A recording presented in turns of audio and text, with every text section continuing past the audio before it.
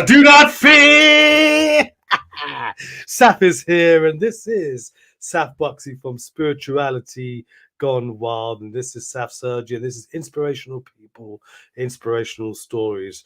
And what a week we've had. You can always check me out again every Tuesday, 6 p.m. UK time, Universal Recovery with myself and TJ Woodward, where we talk about recovery and addiction and trauma. Please join us every Tuesday. And of course, every Thursday, we have this wonderful show where I talk with inspirational people and we hear their inspiration that they have brought to the world. Of course, as always, on every Saturday morning and Sunday morning, 10 a.m. UK time, Men's Talk, Feel Good Factor TV, Sky, Showcase Channel 191. Anyway, without further ado, I want to introduce my guest today. What a guest I have. Her name is Dr. Marissa, and Dr. Marissa, aka also known as the Asian Oprah.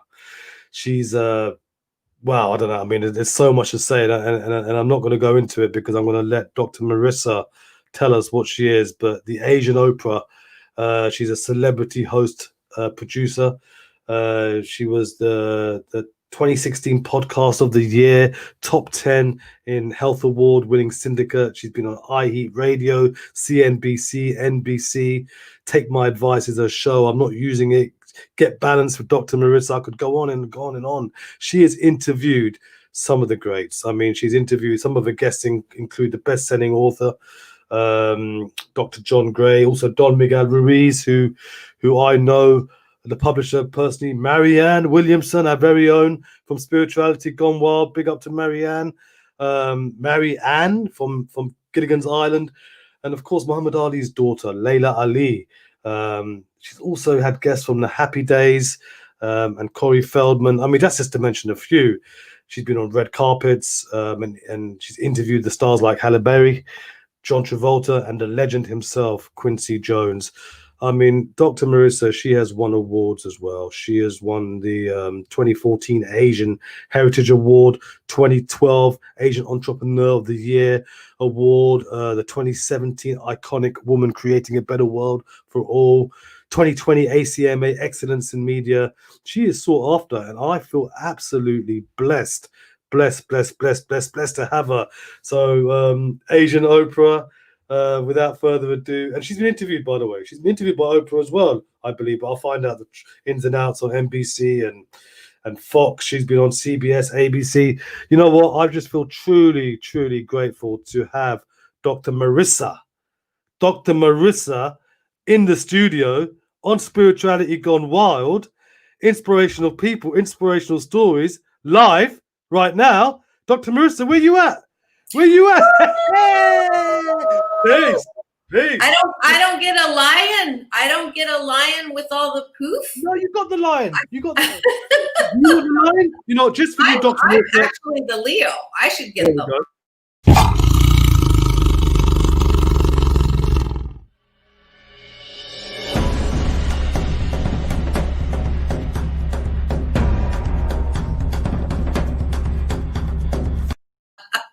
You happy? Yeah, I'm happy now. We're good. That was just for you, Dr. Marissa. Oh, beautiful. You're looking wonderful. Looking wonderful. As always. How you doing? How's things? I'm happy. I am happy. I'm grateful. Life with a capital L is where it's at. And I choose happiness 88% of the time. Yeah, I heard that before somewhere. Yes. That's right. Why 88%? Why 88%? It's a good question. Thank you for asking me that question. So if you're 100% happy, you're dead. Because it's not possible to be happy 100% of the time. So I don't want dead people walking or talking. So that's one reason. The other reason is 8 is a lucky number in Chinese. Now I know you thought I was Swedish, but I'm actually Chinese, and 8 is a homonym for good fortune. So 88% happy is double good fortune, which is your birthright to be happy 88% of the time.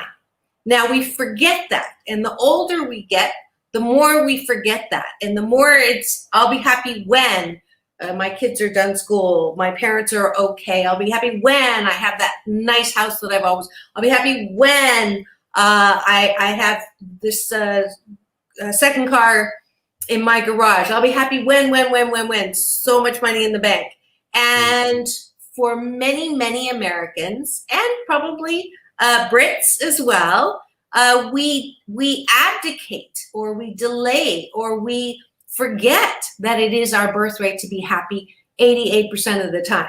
So that's why I've been on a mission, my Happy 88 mission, for 8 million more happy people in the next 8 years. And we started with the publishing of this little baby book, 8 Ways to Happiness from Wherever You Are. And so I was traveling with that, and we've hit 3 million now. So that started, it was published in August. And because last year, I had 1 million tune into the ABS-CBN interview with Karen Davila, beautiful woman who actually is known as a Philippine Oprah. So it was kind of funny. We were in the same place on the same stage, and she helped with that. And then I was also on Szechuan TV in China. And so that had coverage of over 1.5 million. So between that and all the bookstores and Books A Million and Barnes and Noble and all the TV stations that you talked about, we're on track, even though #COVID silver lining grounded my tour, literally. Yeah. I'm grateful for programs like yours and a talk that I did for over 300 people yesterday with USC, Town and Gown Group, and my own show, Take My Advice, I'm Not Using It, Get Balanced, Get Happy with Dr. Marissa. I still am able to splatter more hope and happiness all over you and get it all over you and try to get you to drink the rose-colored Kool-Aid so you can choose happiness. And right now, it's still possible to choose happiness. So that's my story. You know what? You talking about happiness has just made me happy. Yeah. You know what I mean? It's just before we can, I've got a couple of messages already, and it says Facebook users please identify yourself if you want a shout out. Someone saying hi, Saf, and someone saying this is so true. Happiness is found in the present. And thank you for your comments. Keep them coming. I'm not sure who said that, but if you want a shout out, let me know who you are, and I'll give you a shout out. So Dr. Marissa, or shall I say, AKA the Asian Oprah. Where did that name come from? So a lot of people think that I made that up, and I actually didn't. So the longer story, since we have a little time for a change, when I was given the 2012 Asian Entrepreneur of the Year award, I was brought on stage, and they had in giant graphic lights the Asian Oprah. And I saw it, with the stars, and I went, that's like way too big for my shoes, way too, oh my God, she's gonna sue me and take that down. And I was very uncomfortable. So that was 2012. So years go by.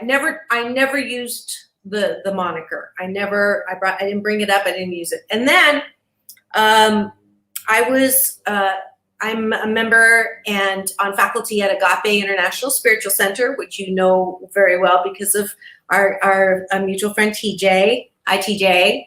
And TJ had me speak at his, when he was the senior minister at Agape North. And we've been friends for a while. And so Agape is my spiritual community. Sometimes it's spirituality gone wild. And the founder, my beloved big brother, Michael Bernard Beckwith, who's one of the teachers from The Secret and on Oprah's 100 lister, and a good friend of Oprah's. So Oprah came to Agape, and I tried to get to her, and I was blocked the first time by a whole bunch of people, trying to get pictures and all of that. And then I thought, because I am known at Agape, I could get out the side door where the security were taking her, but her security people didn't know who the heck I was. And so I stopped, and I was so disappointed. I have never told this whole story, by the way, only exclusively on your show, Saf. So I was so like disappointed, and I'm like, God, I cannot believe, and I call my God my UPS man, by the way, my universal power source, and he delivers whenever I pray and meditate. So I said, God, or UPS man, I know, I can't believe that, you know, I'm this close to an honorable moniker and you're not gonna have me meet her. But you can do anything, and if that's what it's supposed to be, then I'm okay. I won't meet her, and there'll be another time. But if it is supposed to happen, tell me how. And I closed my eyes, and I took that deep breath, and I released, and the voice said, go left. Now, everybody's going on the right? I'm like, really? So I listened, because I knew that same voice got me the radio show. The same voice got me a best-selling book. So I listened to the voice. So I went left. The voice said, stop, go right. I ended up outside by the sign, and everybody else was under the tree, probably 1,000 or meters away. You're not feet, but far away enough, not as far as we are in the UK, but far enough that I'm like, are you sure? Really? Come on. And so far away, and the voice said, wait. So I just stood there, waited, and sure enough, it's like the parting of the Red Sea, and out of the crowd comes Oprah, my big brother Michael, Bernard Beckwith, arm in arm with Oprah, walking, guess where? Straight towards me. Wow. So I'm like, and then I'm like looking at her. Yeah. I'm like looking at her, and, you know, and they're talking, and I'm like, oh my God, what do I say? Because I'm not going to say, hi, I'm Dr. Marissa. They call me the Asian Oprah. You know, I'm not going to say any of that. So the best possible thing happened. Michael, my big brother, Reverend Dr. Michael Bernard Beckwith, turns to Oprah and says, Oprah, and then points to me, this is the one they call the Asian Oprah. Now, you, in a million years, you could not get a better, you know, scripted, whatever. And she looked at me, and I'm like, oh God, I hope she's not mad. And she just looks at me, big smile. She looks me up and down, and she goes, nice pants. Now, we were on the choir. It was Choir Sunday, and I had these bejeweled pants on. And to get a compliment like that, again, I'm like, da, da, da, da. And it took everything for me not to say, do you want him? Like, I'll give them to you. You like them? I'll take them off, you know. But I didn't know what I had underneath. But anyway, so I did not say that, thank God, and embarrass the crap out of myself. But that was how I became the Asian Oprah. And at that moment, it's like, you know what? I'm not going to fight this anymore. I'm not going to, you know, say, no. Obviously, this is who. Now, for those of you who kindly enough message me and say, stop calling yourself the Asian Oprah, because you're Dr. Marissa. You're big in and of yourself. You don't need that moniker to be listened to. And I appreciate, I know what you're saying. And I know you're saying it out of love. But I'll tell you, one, it's honorable, right? Because she's one of my role models. She brought spirituality into mainstream. So if I'm going to be related to her in that way, I'm honored, number one. Number two, when I'm on the red carpet with Halle Berry and John Travolta, and I stick a microphone and start asking them questions, and they don't know who I am, right? Dr. Marissa, who are you, right? But when I say, this is Dr. Marissa, you know me as the Asian Oprah, reporting live, they laugh, they relax, and then the interview goes in such a beautiful direction. Melissa Etheridge, I mean, all of the Quincy Jones, he even spoke to me in Mandarin. I would date him in a heartbeat. But anyway, so Legend.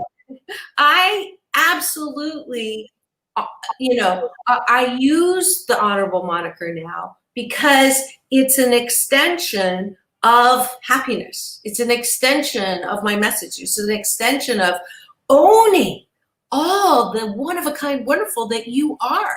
Every single one of us is one of a kind, wonderful. No throw up in the batch, as my big brother will say.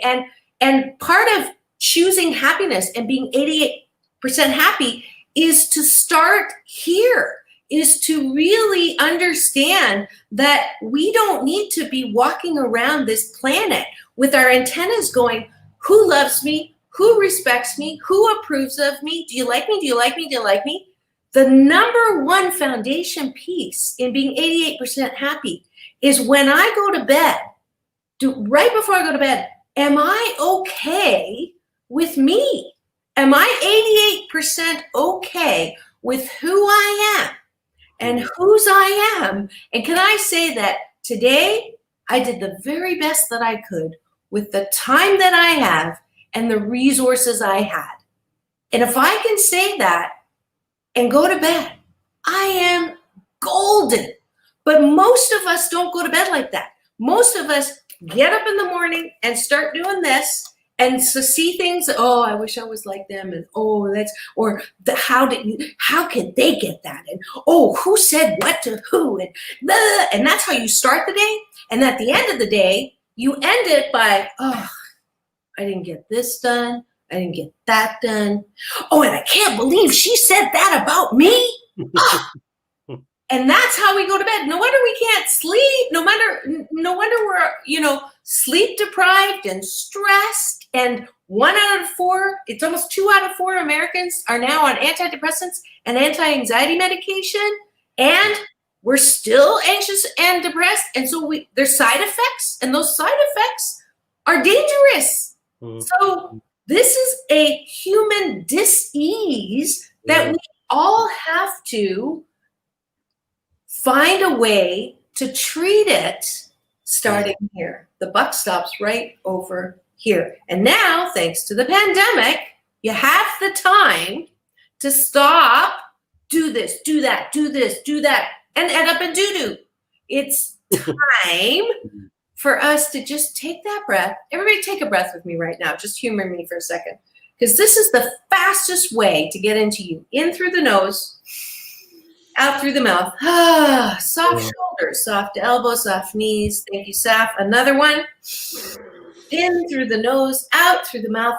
And now release all the stories and the drama. And one more deep breath in.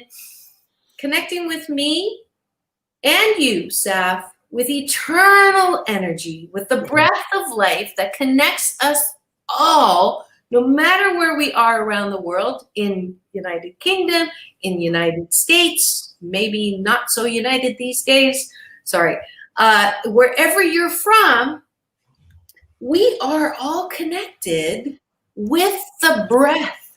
And the breath anchors us into who we are and teaches us that when I take a breath, I'm not taking nothing from you. There's more than enough to go around. Our whole existence is based on abundance and not lack and limitation. But we have forgotten.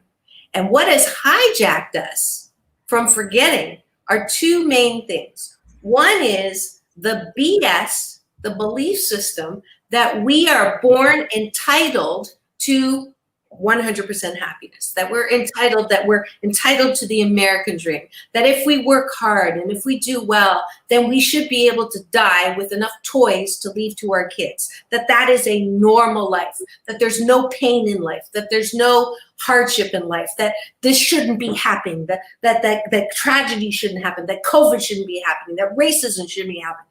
But all of that is part of life with a capital L. And anyone that makes you think that there's something wrong with you if you don't have that, or anyone that makes you think there's something wrong with you if you grew up with abuse, 7 out of 10 of us grew up with childhood trauma. Why, if we're the majority, why is it that we're the majority? If you're not supposed to have pain in life, why is it that the majority of us have had pain in life? Yeah. So we have to stop this BS. We have to stop the entitlement, and we have to stop thinking we are screwed if we haven't had a healthy upbringing.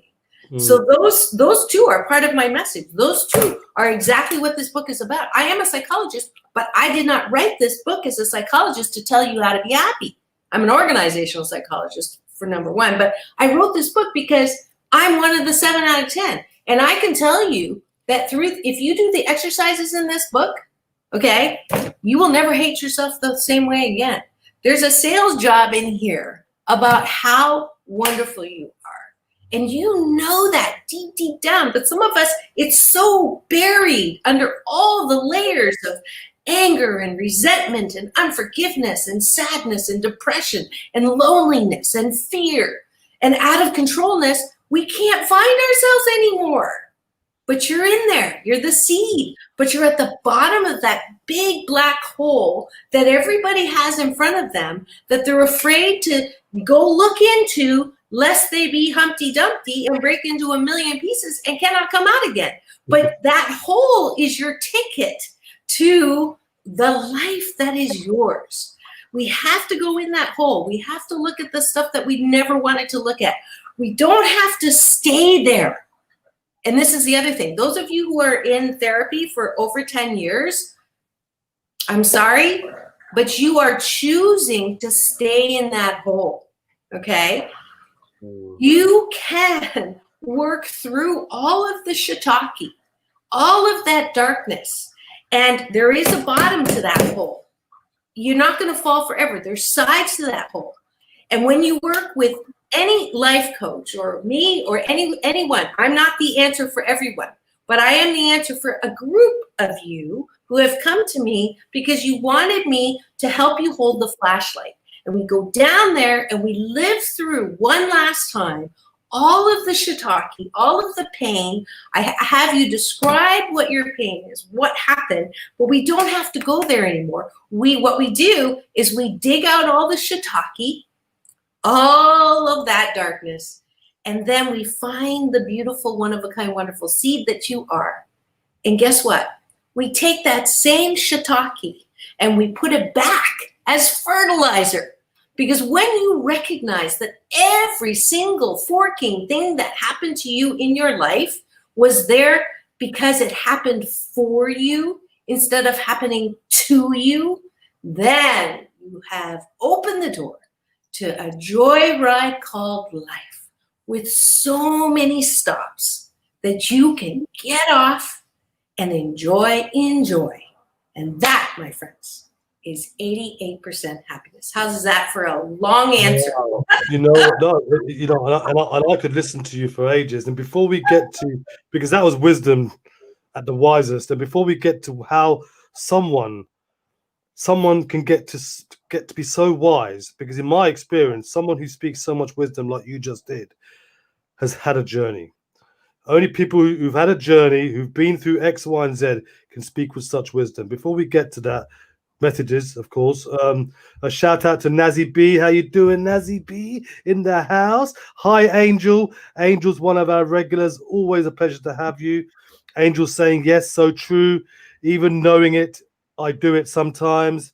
Nazi B saying, so very well said. Human nature makes it easy to look at the negative instead of choosing the positives. Thank you, Nazi B. Angel carries on and says a couple of things. I'm proud of where I am. My experience has brought me here. My life can be hard, but a new day can bring a new friend along, and sharing experiences can heal. Thank you, guys. Keep your messages coming. Thank you very much. Big shout out to Nazi B as always. Dr. Marissa, yes.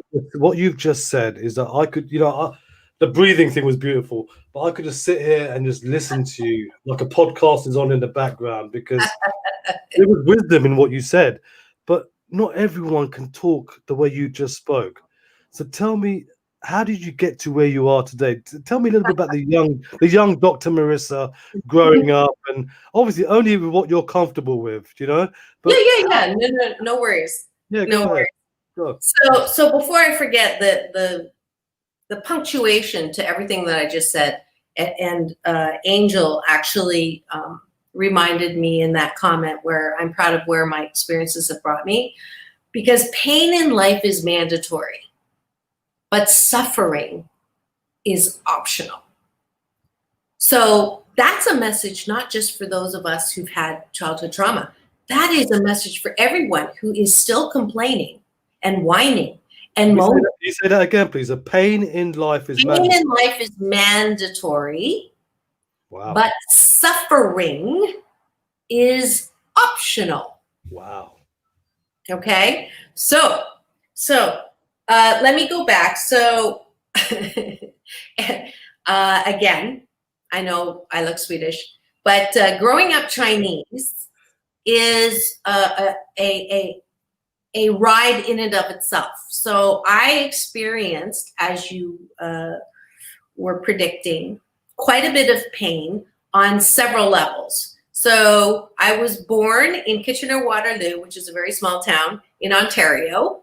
My father was a professor at the University of Waterloo. There was one Indian family, one Black family, one Asian, one Chinese family, one Japanese family. So being Chinese was not a good thing. I was teased constantly. And then I had super thick glasses and overweight. So I was just lovely. You know, I was a target extreme.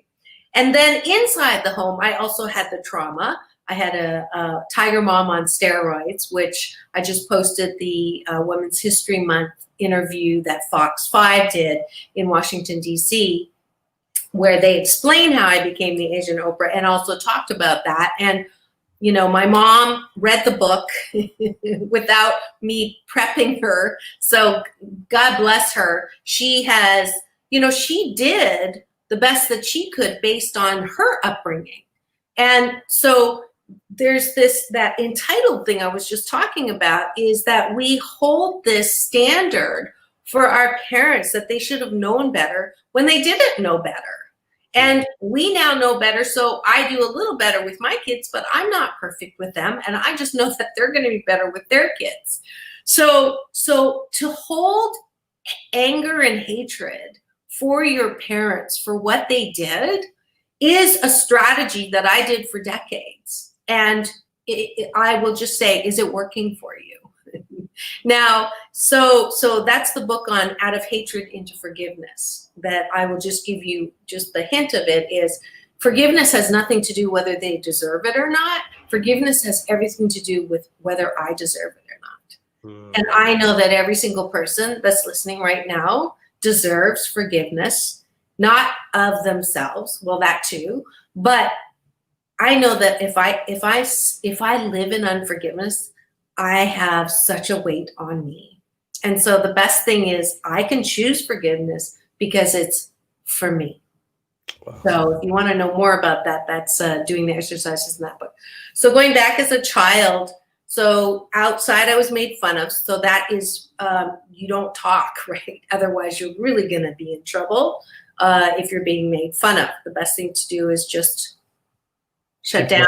Yeah. Don't say anything, you know, hide, right? And then inside the house, Asian women are not supposed to have a mouth, right? So there's an actual saying in Chinese and Japanese, the nail that stands up is hammered down. So if that doesn't tell you, you should be seen and not heard, which is average children. And then on top of that, the Asian being a woman or being a girl, you know, then you really don't say anything. So can you imagine growing up having two giant filters on you, and you are this person that you see now, which is not exactly shy and not exactly has nothing to say. Okay, so I was imploding inside, and I did that for decades. So in my teens, one way to combat this repression was the I'll show you.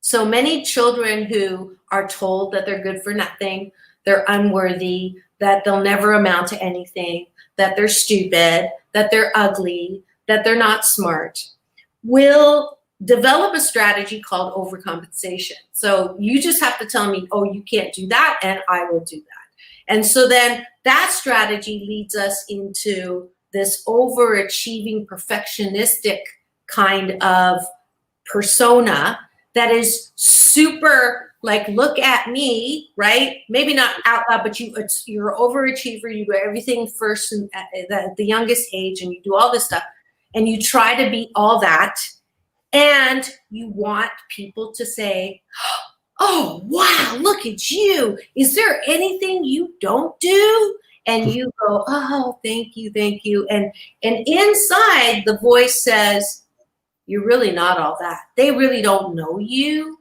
So if they knew you, they'd know you were the imposter. They'd know you were fake. So then that becomes this battle inside that nothing is ever good enough. That it doesn't matter what I do, I'm never going to be good enough. So what happens then? You choose people in your life who are impossible to please, just like my mom was impossible to please. So I chose a man to marry who was impossible to please. And many children from painful past do that. They choose primary relationships that further confirm the unworthy person that they are. And that's what I did. So I built a life that was so unhappy in trying to overcome everything that I had suffered through and experienced as a child. So I got to, post PhD. Of course, I did that in, record number of years and, oversee blah, blah, blah, blah. And then what happened was my American dream started falling apart. So the marriage was falling apart. The career was good, but the career was good on the outside. But I had that very strong critical voice inside, so nothing was ever good enough. I started drinking to silence the voices. I started eating to silence the voices. All I wanted to do was sleep. That's all I wanted, because when I was asleep, I didn't have all that craziness going on in my head. And like many who have that kind of internalized sadness, I became addicted to anything that would give me a little bit of relief. And then I went through a very expensive divorce. Let's just say almost $4 million. But, why is divorce so expensive? Because it's worth it. Just kidding. I got to go back and do the forgiveness work. But I chose him. So I chose a man who didn't like to work. And so I, went through that whole process and had to fight to get custody of my kids and all of that. And the judge said, when my lawyer said, but Your Honor, that's not fair, when the judgment was quite a bit of money. And the judge looked straight at me and said, well, you wanted equal rights. So, but again, I can blame my husband, formerly known as Dickwad, before I did the forgiveness work.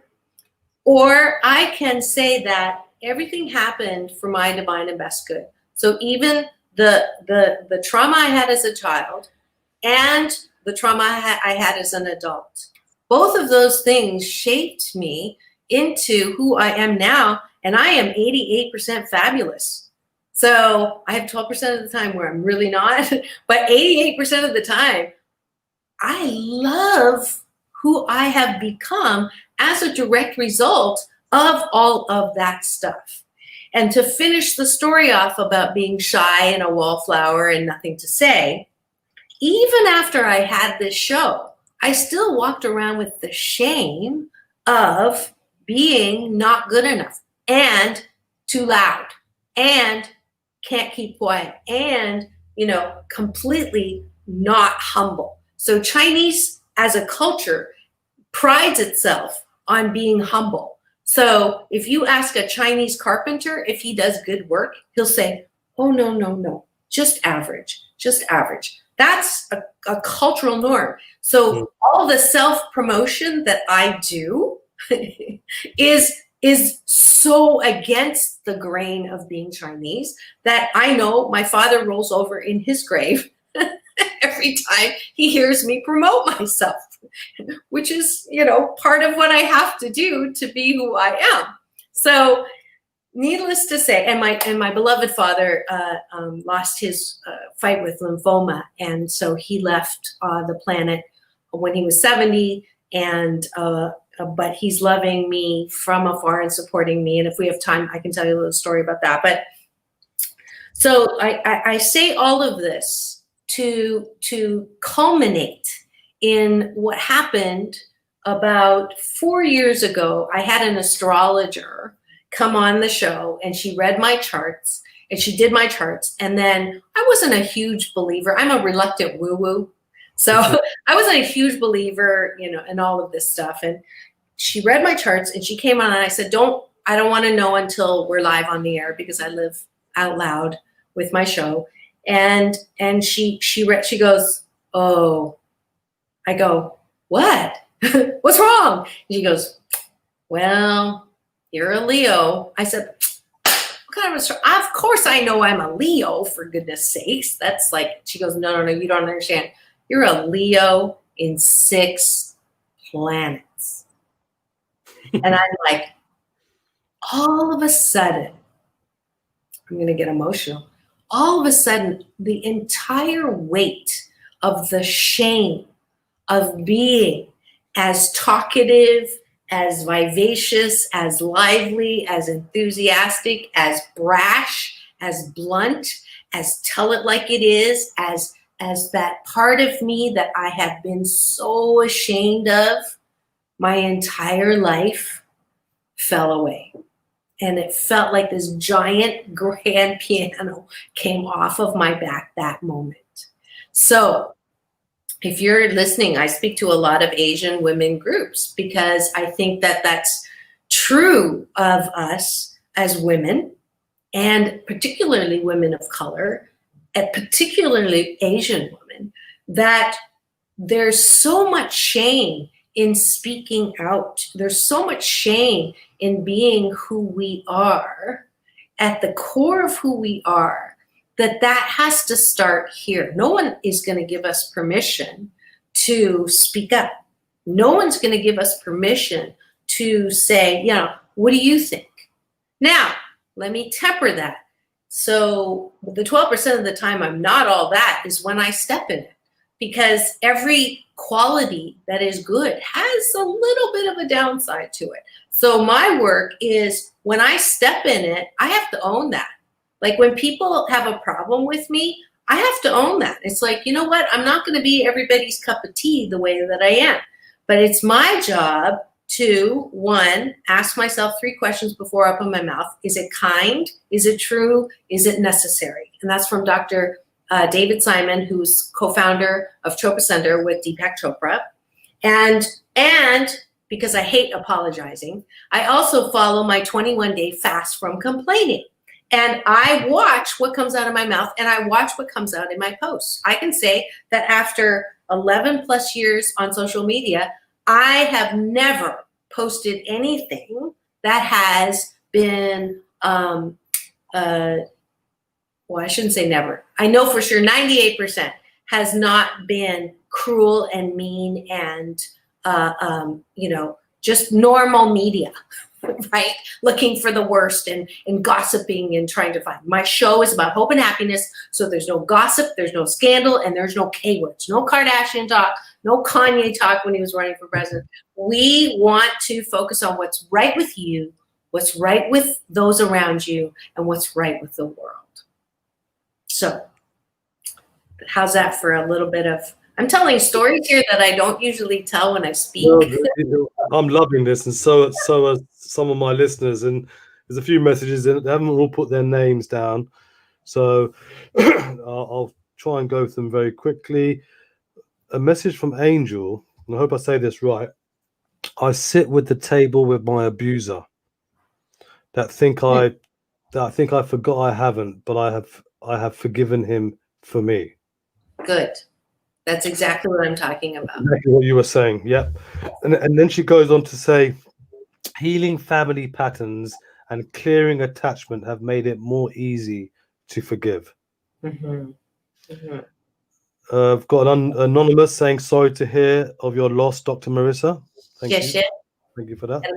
And maybe that's a good time just to tell this quick story.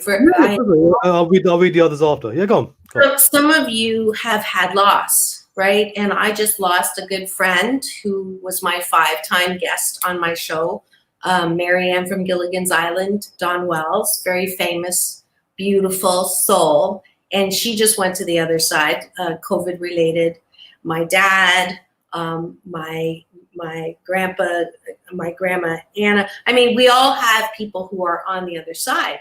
And at the risk of sounding insensitive, I'd like us to consider, and I teach Tai Chi, and there's one form called the circle of life. And what we do in that circle of life is connect with those who are on the other side. And it's important for us to remember it's really not a loss, even though we use that word, because they're on the other side. I had this dream one night, and I was thinking about my dad, and I had practiced the normal thing, Father's Day, Christmas, the day he died, the day he was born. I just go into this depression and I miss him so much, the holidays. And I was losing like significant days of my life in this grief that I chose because I chose to see him as material, physical body only and forgot who he really is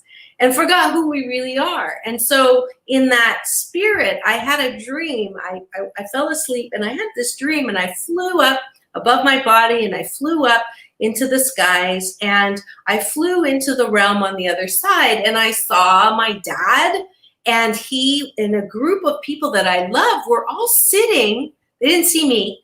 They were all sitting in this space where there was a couch and there was this giant big screen TV. And I flew in closer. I'm like, what the heck are they watching, right? And they're all glued to the screen. And closer I'm getting, every once in a while you hear this, woohoo, woo! And then they, stop and they watch again. And I'm like, what are they watching? It's like a football game or something. And I flew in closer and closer and closer. And what I saw was my father and all those, my best friend, Michael Maine, all the people that are on the other side who I love and they love me. They were watching my life on the big screen as it was unfolding. And every success that I had, the awards, the TV show, all the things that were going in my life, they were cheering because they're not gone. They're on the other side. Everyone who you have quote unquote lost, I want you to see them in the wholeness of who they are. They're not gone. They're just on the other side, cheering us on and loving us in a way, even those that hurt us. They're loving us in a way that could not love ourselves here. So I will say, like Abraham Hicks, who's another one of my teachers, we make such a big forking deal out of dying. We all gonna do it.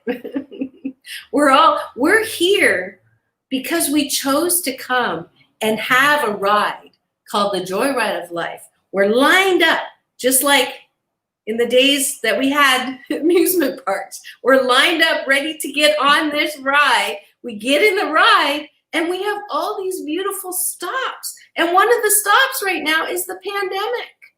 And we can either choose to sit in the car and not get out, which is pulling ourselves the cover over and like, I'm just going to sit this one out. Well, sweetheart, if you've already lost like 10 months of your life if you're sitting this out.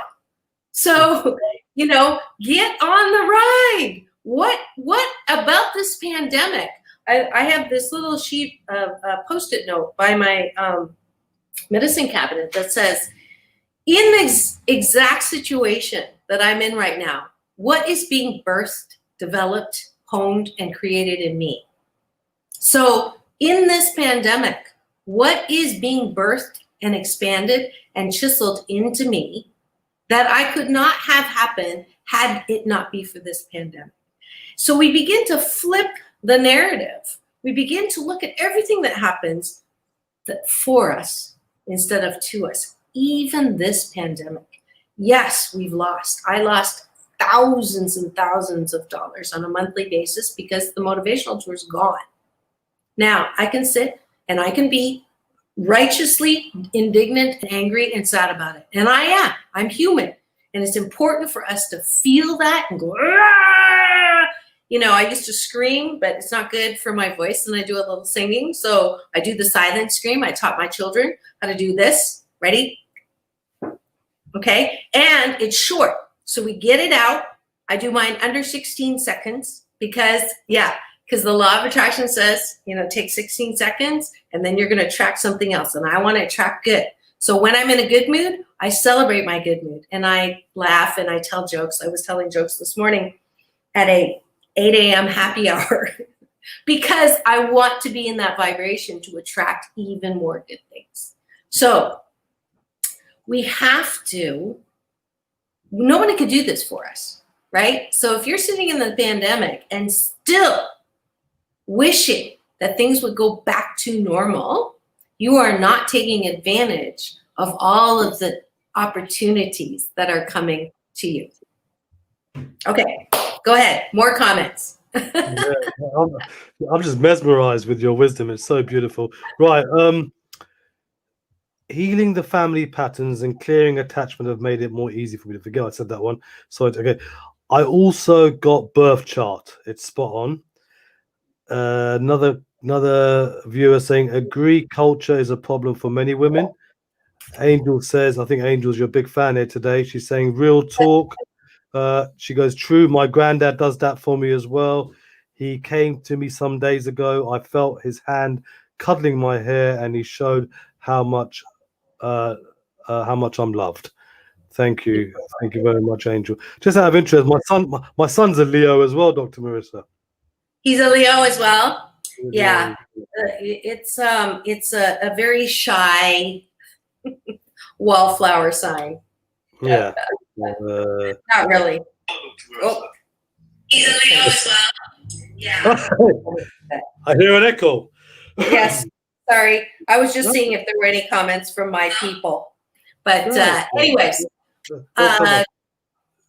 Yeah, look, the time's gone so quick. I don't know where it's gone. So we are coming to an end, if not gone a bit over. But it's been great. Your wisdom has just shone through. Your story is incredible. There's a couple of questions I want to ask to finish on. Yep. Well, maybe 3 questions. I'll do it in this order. I think the first question is, where do you see yourself in 5-10 years' time? Second question, I think, is going to be, where can people find you and learn more about you? And I know your website's going down below, but what can they experience from that? And the third and final question is, can you say something as an ending for the audience to take home with them?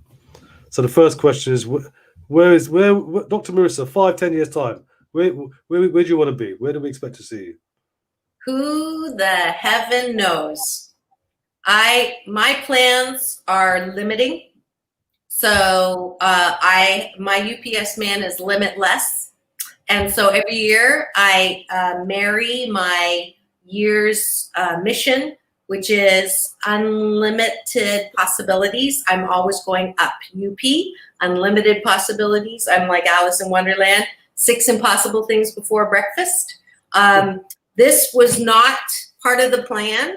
I lost $200,000 consulting project with a client because my sponsoring executive was fired. And I did my angry thing and stomped on the thing. And I use this term that you can write down. I love saying this. I can't wait to see what good comes out of this, with as little or as much sarcasm as you need. So I do that. And then the voice said, write. And I said, write? Like, I don't have time to write. And the voice said, you do now. So this was not part of the plan, but I sat down for a week. I wrote the first chapter, Out of Loneliness into Hope, the last chapter, Out of Control into Happiness. I finished it in a week, those 2 chapters. The following day, I got an email from Motivational Press saying, we follow motivational speakers on LinkedIn. Are you writing anything?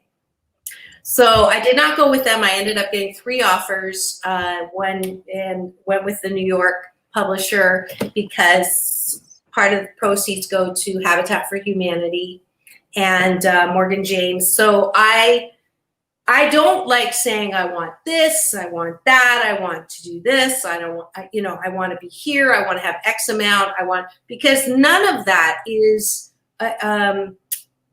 necessarily the best thing for me.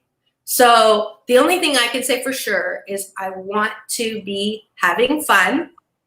I want to be experiencing joy and happiness. And so whatever that looks like, I'm going to be good with. And the way that my UPS man has delivered, the show winning awards, I'm still on the air. I got bumped up to a primetime spot with CNBC, NBC. So I'm Friday drive time at 3 now instead of Tuesdays at noon or Mondays at 6 or, the less populated spots. And I'm on like 2-3 times a week. And all of that, did I try to get that? Did I plan for that? No. So I just want to be able to expand this, Kool-Aid. So whatever that means, if it's a show, a drama, a TV host show, I don't know. But whatever it is, I know it's going to be fantastic. So that's that answer. The second answer is there's a couple things I want you to do. One is if you really want to change your life, join my 21-day fast from complaining. So that's something I started in 2011. You can do it from all around the world. Thanks to hashtag COVID silver lining, I'm more connected. I have followers in Pakistan and Saudi Arabia and England and France and everywhere, but it's even more now because of COVID that I'm online and am more accessible. So the 21-day fast from complaining says that if you cannot complain for 21 consecutive days, I'm going to double your registration money. So the registration is $21. You have $21, but that's just to make you a little more invested in keeping your mouth shut. And then that $21, if you make it 21 consecutive days, and the proof is I will call your insignificant other to make sure that you really did 21 days, I will double your money. And if you don't, and there's been since 2011, there's only been 3 people who have been able to do it, I will double your money. But if you don't and you have to go back to day 1, it's okay. It's still a good life habit. That $21 goes to my new nonprofit 501c, 8 Ways to Happiness, which donates children's books on feelings and teenage young adult books on happiness to individuals who have temporarily forgotten their birthright to happiness. So it's a good cause. And if you're a shopper on Amazon, and I know you are, and you don't already have a nonprofit to help, just go to Smile Amazon, put in 8 Ways to Happiness, and every thing that you order, a small 0.05%, Amazon will donate to my nonprofit. So you would absolutely make me super duper happy if you did that. I have ways you can, I do coaching, I do speaking, I have a program if you want to be an author, I have a program if you want to be a host or a podcast. I have a competition on CNBC called The Host instead of The Voice, and we just had our first round. The winners are coming on my show this Friday at 3 Pacific time. So you can tune into that. I'm on Doc Balance on Instagram. I have a very robust YouTube channel with all my interviews with Halle Berry, John Travolta, and all that. Just free subscribe. Over 210,000 views now, which I'm grateful. My shows are there. You can get all that. You can stream for free. So that's how you can connect with me. And then this book, is a guidebook, and it's really it's cheaper than therapy. It's $20 for the audiobook. You can order from drmarissa.life or Audible or everywhere books are sold. I'm actually at Target and Walmart now, which is great. Target, that's an American store. Or at my website, I will sign and personalize your book, and that is $20 plus shipping and handling. So it can go to the UK as well, but I would love it. And for anyone who is tuning in right now, I'm offering, if you buy the book, I will give you a copy of the children's book, Mommy, What Are Feelings, which is Taste, Touch, Sight, and Sound. Every single one of these books that my daughters drew in when they were 5 and 7. So this is Mommy, What Is Scared? And it says, draw here. So you can download the book and your kids can draw it over and over. That's $25 donation to the nonprofit. You can get, it is a 501c, and you'll get one of these for every book that's purchased because you're friends of Saf's. Okay, so just go to drmarissa.life, put in your email, and say Asian Oprah giveaway, and then I'll know what that is. Thank you. Yes. Wow, you're just a phenomenal person. And last thoughts, last message, a message for everyone. And you've given so many messages throughout this show, which has been incredible. But one last message. Is there a message to people who struggled last year, or who may struggle this year? I don't know.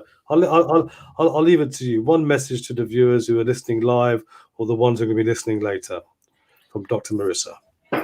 So I want you to I'm going to look at you. If you're a young person, or if you have a young person around you, I'm going to say something that was said to me by my math teacher in grade 10, J.J. Bristow. And he felt that there was stuff going on that was painful for me in my home life. And so he kept me after class one day. So this is a message for anyone who's young and not feeling good about themselves, or older and not feeling good about yourselves. And this is what he said to me. So this is from JJ and from Dr. Marissa. And I've added a little from what he said, but he said, darling, well, he didn't say that, but he said, Marissa, you can do anything that you put your heart and your mind to. And what I'm adding is, you, beloved, are loving, lovable, and loved. You are one of a kind, wonderful, and you are wrapped in a warm blanket of worthiness. And I will hold that truth for you until you can see it for yourself. He said, peace out, world peace through inner peace. Beautiful. Us. Wow. Last message, and I'm going to finish on this because I think it's quite nice. You're amazing, Saf Buxy, and what a wonderful Dr. Marissa Pei is truly, truly inspirational. And I think that's great to finish on that.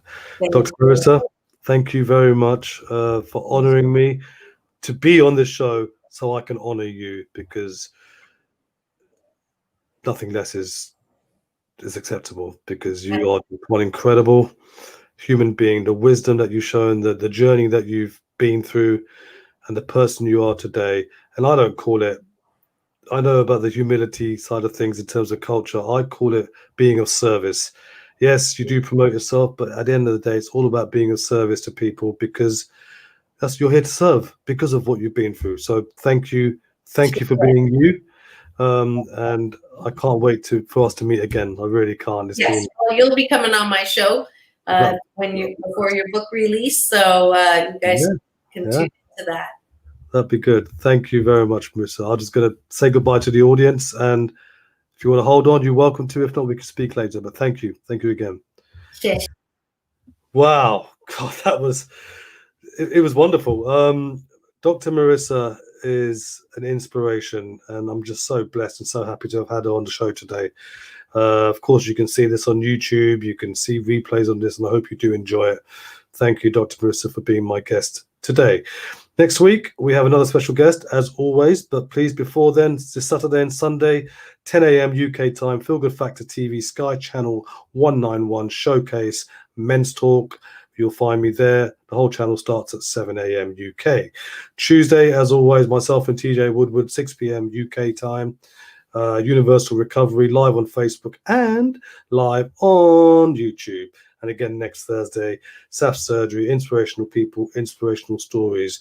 You can find out more about Dr. Marissa on the website there and everything, and all the other things that she told us on. But look, catch me out if you want to ask any questions, or if you can't get hold of her, whatever. Please contact me. Come to our website, safbuxy.com. Email me, and I can always forward you to Dr. Marissa if you have any problems getting to her. Thank you very much. This has been Saf Buxy, Spirituality Gone Wild, Saf Surgery, Inspirational People, Inspirational Stories. Till the next time, peace.